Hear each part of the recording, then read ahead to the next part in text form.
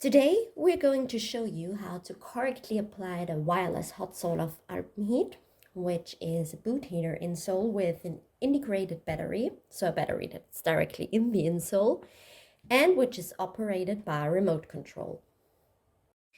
Make sure that you charge the insoles overnight prior your first usage, and afterwards, it's also important to charge them fully charge them every time before you use them, and they should be charged at the same time for about 6 hours. To start the charging process, take the delivered USB charging wire and connect it with an household outlet and with the insole itself right here at the end of it. As soon as the insole is connected with an energy source, there is an LED light flashing right next to the output, which is telling you in which charging state the insole currently is. The insoles have 4 different light states telling you about the charging process. A blinking red light means that the battery in the insole is still quite empty and might be at around 1 to mid 30% of the charging process.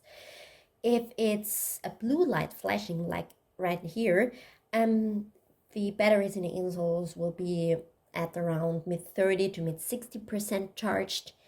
And if the light is blinking in green, you know that it's between mid 60 to about 99% charged. And as soon as there's a constant green light, you know that the batteries are now fully and 100% charged. So now, before you can really start using the insole as a boot heater, you will have to cut it to the right side of your foot. So to do so, simply have a look at the back of the insoles, where you will find guiding lines telling you where you have to cut along to get the insole to the right size of your foot. So for example, if you have size 37 or 5.5, you will have to cut along the guided line of 37 to get it to the right size for your foot. But always make sure that you never cut over this line here, because the heating element of the insole is located right there and might be harmed if you cut over the line. So now we're going to show you how to operate the insoles without remote control. For that, simply press the switching on, respectively switching on press button for 2 seconds until a red light appears right next to the outlet. This means that the insole is now starting to heat up on its highest heating setting. Another short push and it will show you a blue light indicating that it's now heating on its middle heating setting.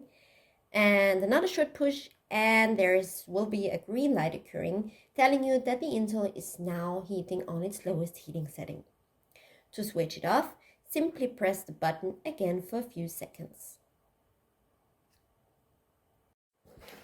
So the next step would be to pair the remote control with the insoles.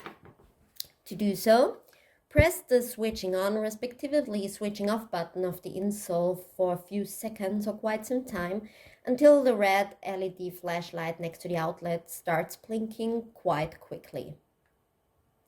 Then, take the remote control and press any random button on it to pair it with the insole.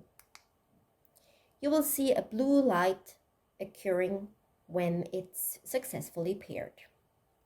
Now repeat this process with the second insole as well.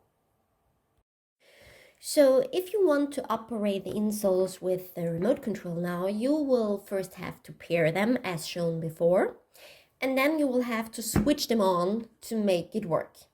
They will then get into standby mode, from which on you can operate them with the remote control.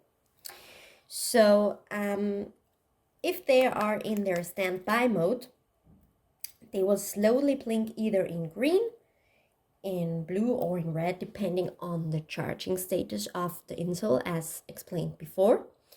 And then when you want to, for example, heat the insole up to on its highest heating setting, you would just have to press the 3 on the remote control, and it starts to heat on its highest heating setting indicated by the red light, constant red light.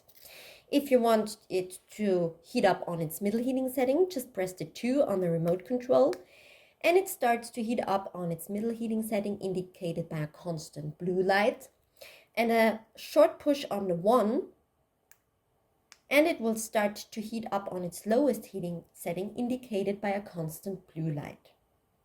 If you want to switch it off, get it back into the standby mode, just press the switching on, respectively switching off button of the remote control again.